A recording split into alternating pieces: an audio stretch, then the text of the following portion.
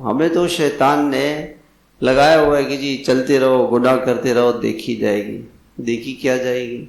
تو جب فرشتے سامنے آئیں گے تو اس وقت جو ہے پھر انسان کہے گا کہ ہے یا لیتنی قدمت لحیاتی کا یومئذ یتذکر الانسان۔ اس دن انسان کو نصیحت حاصل ہو جائے گی، سمجھ جائے گا کہ وہ میں نے بڑی غلطی ہے، میں نے گناہ کیے ہیں، میں نے اللہ کی نافرمانی کی ہے۔ وَأَنَّىٰ لَهُ الذِّكْرَىٰ، لیکن اس دن نصیحت حاصل کرنے کا کوئی فائدہ نہیں۔ اور کہے گا کیا؟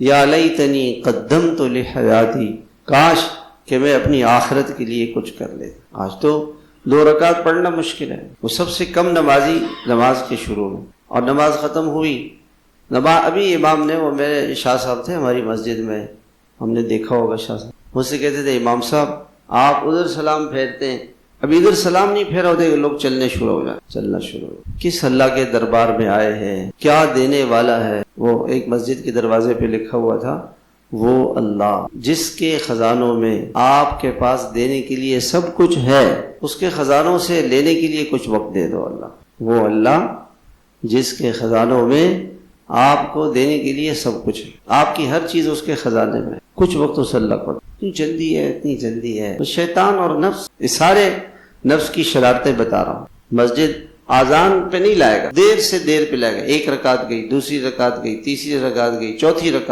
رکعت میں اور سلام پھیرا، السلام علیکم ورحمۃ اللہ، السلام علیکم، اور اس کے بعد مسجد سے نکل گئے۔